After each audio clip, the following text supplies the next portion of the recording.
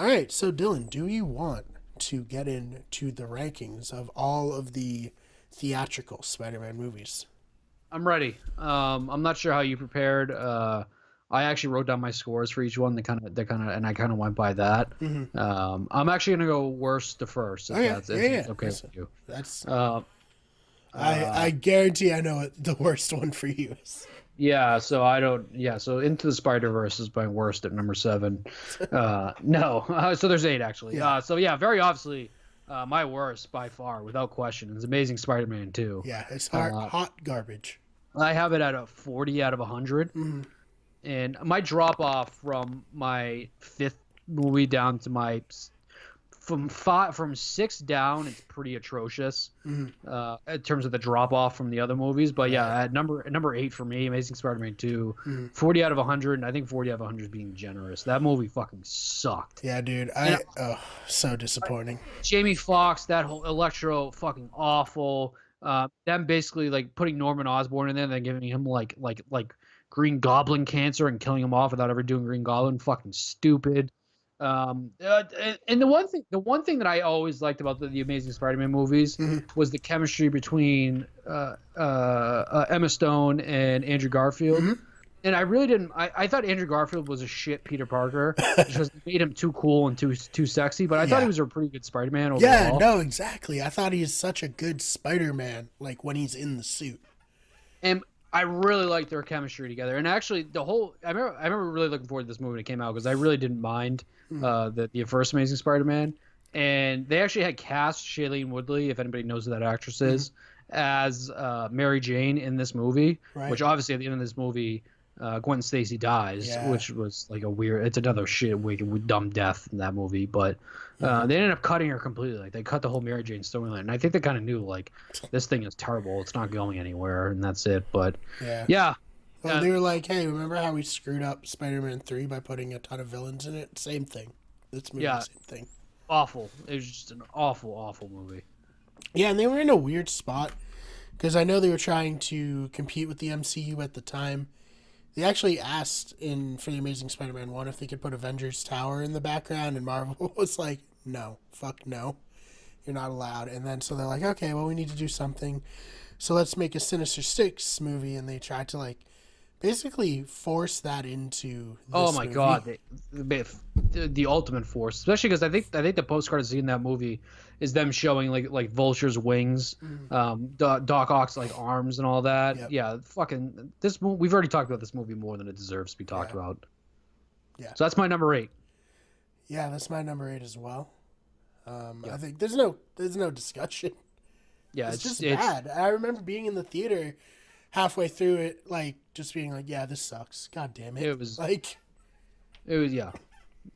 I'm glad you didn't put anything about that. All right, yeah, my number. Why don't you go? We'll switch off for who goes first. You can go first for number seven. all right. Well, number 7 I just mentioned it has to be the Raimi Spider-Man 3. Yep. Just- Number seven for Just me not also. great. Jenny has actually never seen that movie, so the other day I was talking to her cousin about the dance scene, and Jenny's like, "What? What are you talking about? Spider-Man has a weird dance. What are you talking about? That doesn't make any sense." Emo And I Spider-Man. pulled it up on YouTube, and she was just like, "I can't believe this is in a movie." So like in high, so I have it at number seven also, and I gave it a 69 out of 100 because I'm still putting it at technically certified fresh. Although I don't know if that's my certified fresh, 69 or above. 69, nice. Nice. Nice. Yeah. It's tough because this movie became super memeable down the road. Yeah, that's really the best part now. I find myself watching it just to laugh, and like if it's on, I'll watch it. So I'd be lying if I said it's an awful, awful movie. It's not good. It's by no means good. They put Venom in it, and Venom's fucking Topher Grace. Like that's the Venom we wanted. Topher fucking Grace. Yeah, it's by bad. no means good, but it's not nearly as awful as Amazing Spider-Man 2. Not by a long shot. It's silly, like you said. It has a lot of villains in it. Has Sandman, it has Venom, it has Hobgoblin, James Franco. It has emo Spider-Man. It's just, yeah, it's not good. It's not awful. It's just not good. Yeah, I mean, Black Suit Spider-Man is cool. Like the design and stuff is cool, but it just Yep. Peter is such a fucking jerk too when he's like with the Venom symbiote. It's just awful. I know he's supposed to be, but it's just bad. I think it's because Tobey Maguire apparently is like a huge dickhead. In real life, too.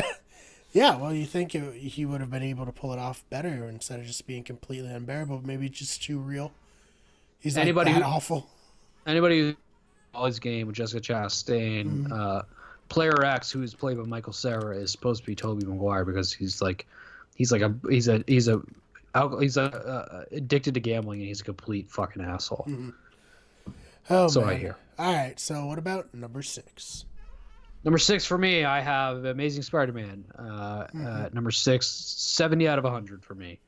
Like I said, the drop off from my number 5 to my 6, 7, and 8 is pretty high, but yeah, Amazing Spider-Man 70, it's fine. Like I said, I really enjoyed Andrew Garfield and Emma Stone's chemistry. I thought it was great. It was a nice little love story. They made Peter Parker a little too sexy. Right. We saw Uncle Ben die again, which is it Martin Sheen? Yep. Or yep, yeah. Which he's sure, yeah, he was fine. The movie as a whole is fine. We get Dennis Dennis Leary. yeah. Oh, I forgot to mention Dennis Leary's disapproving ghost in the background of Amazing Spider-Man 2. That's the only Oh redeeming Jesus quality of the fucking movie. Christ! I forgot all about that. Yeah. Oh man. It's like they're just we didn't have a scene where they're just hooking up and Dennis Leary's just standing in the corner shaking his head. That's what that would have made the movie actually better. Yeah. So I have it a 70. Like it's something like I haven't seen it in a couple of years. Like if it was put on again, I'd probably watch it. But like I don't know, it's nothing special. It's not bad. It's not excellent. It's fine. It's a fine movie. Yeah, I actually have the Amazing Spider-Man in this spot as well. Oh boy. Yeah, so I thought, like I said, huge improvement in terms of Spider-Man, but a downgrade in terms of Peter Parker, if that makes sense. Yep. And I guess, yeah, there's not much more to say about that. Dr. Connors, like we said, it's kind of weird because it almost is a sequel to Spider-Man 3 in the sense that they were clearly setting up Dr. Connors in Spider-Man 3 Yep. to be the bad guy, but yeah, it's just like an average movie, but Yeah, it's fine. It's the definition of average. It's an average superhero movie. Yeah. Which is why like it was probably so passable back then, is because there was so many bad and so many average people saw it, and we were just like, yeah, it's fine. Sure. yeah, it was like I think it came out during Phase 2, so where like a little bit of going on in the MCU with like Thor, Yep. the Dark World, and so it's just like, yeah, this is what it is. It's Spider-Man. Iron Man 3, yeah, which was pretty mixed. Yeah, right around that whole time. Yeah. All right, so if we're gonna move on to number 5, is it my turn at this point? It is. All right, at number 5, I had the original Spider-Man. Interesting. Okay. Obviously, it's good. We probably wouldn't have superhero movies as we know them now without X-Men and Spider-Man coming out. I do think in retrospect, everyone looks way too fucking old to be in high school in this movie. Like when I Yeah. go back and watch it, I'm just like, Jesus Christ, Tobey Maguire looks like a middle-aged man. What do you think? Yeah, so my number 5 is actually Spider-Man 2. I have it at a 85 out of 100, and it's pretty much everything between my 1 and 5 is all between 85 and 100, obviously. Yeah, I mean Spider-Man 2, Spider-Man 2 actually, like, I loved it, and the more I've watched it, it's kind of fallen off. I think it's a great movie. 85 out of 100 is obviously nothing to frown upon. But I loved it. But like I said, I guess if I'm comparing my top 5, Spider-Man 2 is there. I will certainly have more to talk about for Spider-Man 1 further up on my list, though. But I agree. Everyone was super old, and then Tobey Maguire was like fucking 30. Kristen Dunst was maybe like 30 also. Yeah. Joe Yeah. Mentaliglio, I don't know how you say his last name, as is it Flash Thompson? Yep. Yeah, a lot of oldies, but Spider-Man brought me my Norman Osborn, my bae, Willem Dafoe, which all-time role, but I'll get into that. Yeah, no, Um, obviously I liked him a lot. The Green Goblin armor was kind of weird, but oh, dude, it's so good. yeah. So save the rest. We'll get into it because it's coming up. It's coming up for me. And the only Uh, time a villain has been killed by a shot to the dick oh man. in Oh, comic book movie history. jeez. My number 4 is Spider-Man Far From Home. Is my number 4. We've kind of already went over it. I Yeah. gave it a 90 out of 100, and yeah, it's great. 90 out of 100. That's nothing to shine about. It kind of shows, at least in my opinion, how good these other 3 movies have been. But Spider-Man Far From Home is my number 4 overall. Yeah, that is actually my number 4 as well. I thought it was a really great standalone movie. I didn't see it in theaters for some reason. I ended up renting it and being like, "Whoa, this was dumb." of Spider-Man me." Far From Home. Sorry, not Far From Home. Jesus, I have Homecoming, not Far From Home. Okay. Jesus Christ. Anyways, guys, I'm sick. Sorry about that. We'll blame it on that, and not just my general stupidity. Sorry, yeah, I have Homecoming. It's okay. I was about to say, like we quite literally just talked about. You're lying. You're lying on the pod right now. Yeah, sorry about that. Yeah, no, sorry. I had Homecoming. I thought Homecoming was really good. I wish I had seen it in theaters, but I saw it at home. A great introduction to a standalone story for Peter Parker, and yeah, man, maybe recency bias is making Far From Home. Maybe also just seeing Mysterio in a movie has put it up for me, but yeah. So what is it my turn next? Sure is. My number 3 is the original Spider-Man from 2001. Love, love that. Like I said, it brought me Willem Dafoe's Norman Osborn. It truly holds a special place in my heart, and that's probably why I have it as high as a 90. It's a movie I'll watch every single time it's on. I love Willem Dafoe's Norman Osborn. I like the cheesiness of it. Kristen Dunst and her hard nipples just hanging out there in that kissing raining scene, which like a little 8-year-old like me, boing. This is the best thing ever. Yeah, no, I love that movie, and it's I obviously don't recognize it as the best Spider-Man movie, but it's will forever hold a special place in my heart. Tobey Maguire as Spider-Man is just so silly, and like I personally think he just doesn't really fit the role because he was 40 when he made it. But that movie is just it's everything to me. I love that movie. Now I give it a 91 out of 100. Right. So are we on to number 2 now? Number 2, yeah. Number 2 for me is Spider-Man: Homecoming. Sitting pretty at a 95 out of 100. I've seen this movie probably no less than like 10 times at least, and I'm usually a victim to recency bias as well. But I think because I've really sat down and like talked to some people about Spider-Man and like I really thought about it. Homecoming was great to me. Michael Keaton as Vulture was just phenomenal. I'd probably give him an edge over Jake Gyllenhaal.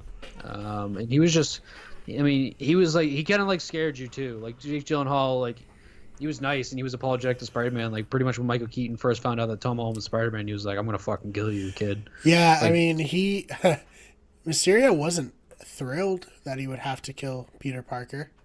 Yep. Michael Keaton was like, "Yo, no, obviously I have to kill this kid. I don't give a shit." And Mysterio was obviously more detrimental to Spider-Man because he revealed Spider-Man's identity, and Vulture ended up not doing that. But this whole movie was great. Yeah, I mean, this was like the Spider-Man we had been waiting for a while because we had gotten stinkers like Spider-Man 3 and the Amazing Spider-Man series and all that. This movie was like nearly perfect. I'm not gonna say it was as close to perfect as you can get because the movie I have next is as close to perfect as you can get, but. Yeah, Spider-Man: Homecoming for me is my number 2 all-time favorite Spider-Man. Yeah, for me, Spider-Man 2.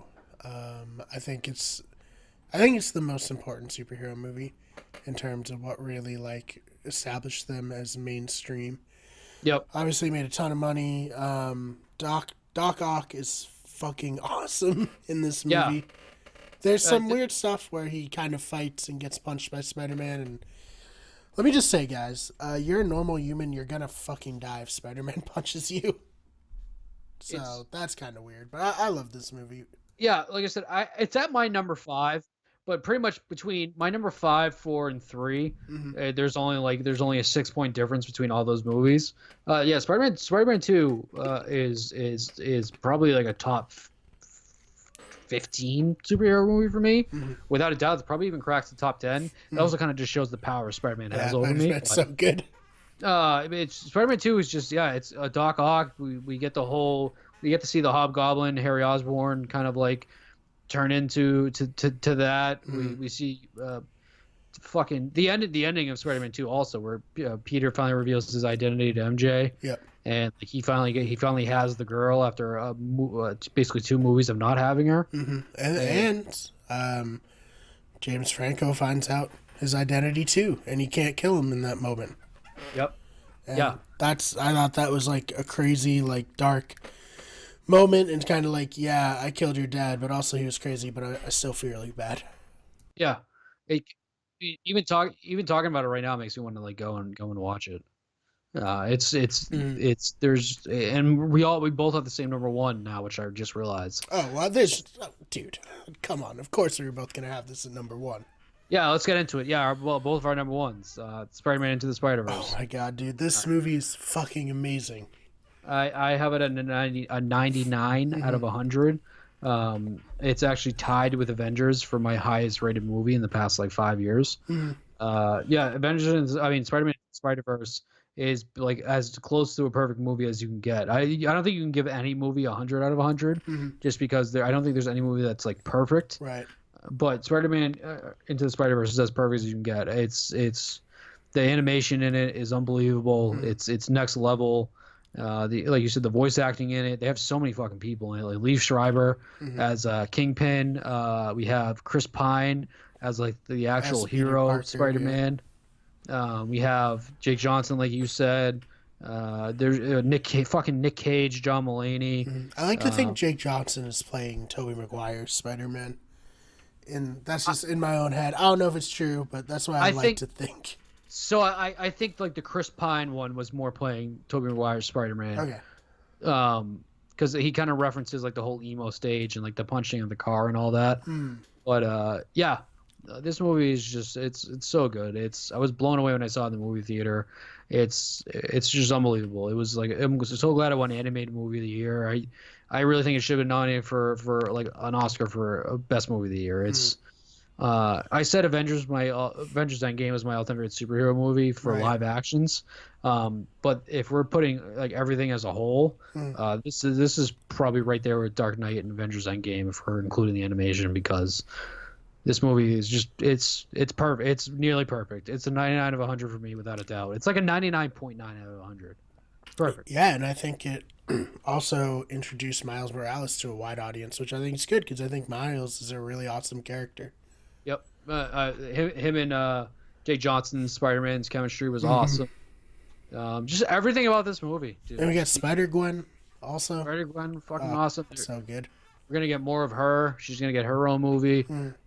Everything, the humor in it was awesome. Like the animation, like you feeling you're in a live action comic book. It was just the music, fucking music was unbelievable. Just everything's so good. It's like bringing a tear to my eye just talking about it. It's that good of a movie.